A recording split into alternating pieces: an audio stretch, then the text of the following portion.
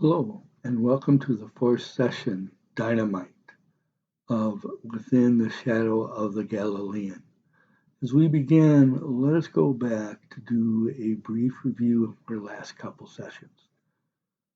2 sessions ago, we talked about the kingdom of God being the main theme of everything Jesus said and did. We can imagine Jesus as being on a political campaign. And that campaign was based on Jesus' understanding of the reign of God, or as Jesus said in the Gospels of Matthew, Mark, and Luke particularly, the kingdom of God. During our last session, we looked at Jesus as himself within a collectivist self-culture. Within a collectivist self-culture, the emphasis is put on a person's place within a primary group. As Jesus began his ministry, Jesus founded a primary group that we know today as disciples. The first members of his disciple group probably came from the group that he was part of, namely the group of John the Baptist's disciples. And once John was arrested, some others came with Jesus and followed him to Capernaum. During this session, we will ask the question, how did that Jesus disciple group grow? And what was it like while Jesus was alive? I want to suggest that a significant role was played by what a Jewish historian named Josephus, who wrote shortly after Jesus' life, called deeds of power that he associates with Jesus, what we today would call miracles. As we did in our last session, we will draw upon the work of a New Testament scholar who also explores the Jesus of history named John Muir. He wrote a series of 5 volumes called A Marginal Jew, Rethinking the Historical Jesus. We will look today within his second volume where he addresses the issue of miracles. But before we go any farther, let's deal with the word miracle itself. The word miracle did not come into language until the 12th century and is an old French word. The word most often used in the Gospels of Matthew, Mark, and Luke when it talks about Jesus' deeds of power is dynamite, hence the title of this session. The Jews were not the only ones that had stories of deeds of power. All the cultures around the Mediterranean had deeds of power stories that connected them with their god or gods.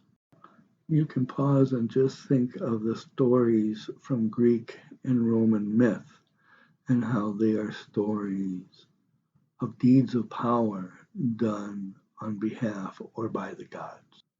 Nor should we think of Jesus as the only person within the Jewish tradition that did deeds of power. We have many stories of deeds of power in the Hebrew Bible, most notably by Moses and Elijah and Elisha. There were also faithful Jews during the time or shortly before or after Jesus who were noted for doing deeds of power. So let me define what I think is a deed of power and what is not a deed of power and what it means. And then we'll get on with our study. First of all, for those of us who live in the 21st century, who have a mind that's based on the Enlightenment and scientific reality, there is no such thing as a miracle or a sacred deed of power. But in the ancient world, and in the culture of the Mediterranean during the Roman Empire, everything in nature, in culture, and in an individual's life all had to be connected up with the sacred in one way or another. So let's explore how this played out in the life of Jesus as a person who lived in a collective self-society. John Muir points out that deeds of power are found throughout all the Gospels.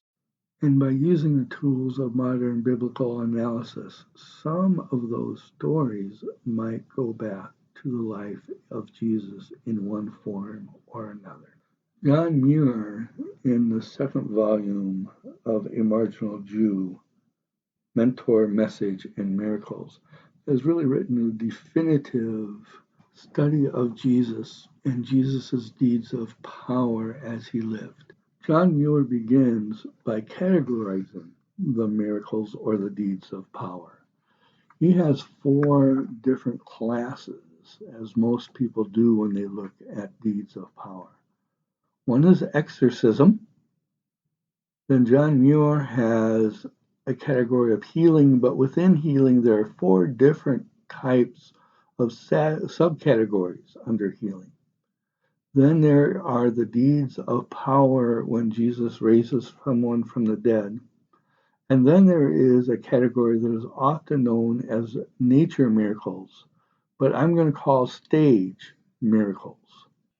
Muir does not believe that these stories as we have them in the Gospels, as they are written for us today, are the stories that actually happened in the life of Jesus. But he believes that in those stories, there are kernels of Jesus' deeds of power. Within the stories of Jesus' exorcism, Muir believes that 2 of those stories possibly have kernels that go back to the life of Jesus. One is about a young person who's epileptic in the Gospel of Mark. And the other one is about a person who is demonically possessed by demons in Gerasene. There is a conflict story in the Gospel of Luke that also comments on Jesus casting out demons, in which Jesus says, "But if it is by the finger of God that I cast out demons, then the kingdom of God has come to you." So there are 2 stories of exorcism, and one saying about Jesus exorcising demons that Muir believes may go back to the life of Jesus. The next category are healing stories that may go back into the life of Jesus. This category is by far Muir's largest category. There's a possibility that Jesus may have healed someone who was physically paralyzed. Possibilities of bringing sight to those who are blind. The possibility that Jesus healed someone or some people who had skin diseases. Today we talk about leprosy. And there's a miscellaneous story about Jesus healing a person in a centurion's household in Capernaum, possibly. There's also an important story in the same source of Jesus called Hugh, where disciples of John come to Jesus and ask him questions. And one of the things Jesus says, "Go and tell John what you hear and see. The blind receive their sight, the lame walk, and lepers are cleansed, the deaf hear." So Mary believes of the healing stories about Jesus, 5 or 6 of them may go back into the life of Jesus one way or another, plus a saying Jesus shares with the disciples of John the Baptist. There are also a number of stories that tell us about Jesus raising people from the dead in the Gospels. 1 or 2 of those stories may go back to the life of Jesus as healings, and then were transformed by the Jerusalem Messiah community into stories of resurrection. Finally, there are the nature miracles, or what I like to call stage miracles. I like to call them stage miracles because it is whatever is happening in nature becomes the stage for the action between Jesus and either crowds or his disciples. So nature miracles really are stage sets for the actions of Jesus. Muir believes that it is possible that the stories about the feedings of the multitudes may go back into the life of Jesus as he provided food for those who were hungry. So in exploring or questing for the Jesus of history, there is nothing more reliable than saying that somehow Jesus was a person who did sacred deeds of power. So if we ask the question, did the Jesus of history do deeds of power? According to our modern biblical analysis, we would have to say yes.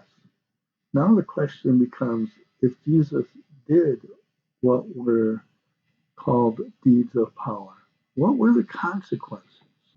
For us who live in an individualistic self-culture in the 21st century, we would say something like, yes, indeed, Jesus healed individuals, and that he calmed storms, and that he excised people, and that this proves that he is divine. At least that's one way of seeing it. But if we want to find a Jesus that lived in a collectivist self-culture, we would come up with a completely different answer. Remember, in a collectivist self-culture, what is important is not being yourself, but being part of a primary group. In Jesus' case, while he is in ministry, the important group is Jesus' disciple group. It is Jesus' reputation as a healer and exorcist, one who can do deeds of power that are sacred, that attract people to come to him, seek to be healed, to be renewed, and in that way commit themselves to the discipleship group. This is how people place their commitment, their loyalty in Jesus. The primary way Jesus is attracting people to his discipleship group is by the sacred deeds of power he is doing and did throughout his ministry. In the language of the day, Jesus is becoming their patron, and they are becoming Jesus' clients. Once they are members of the Jesus disciple group, Jesus forms them into new families through his community teachings. So our next session will be all about Jesus' teachings and how his teachings are forming new families.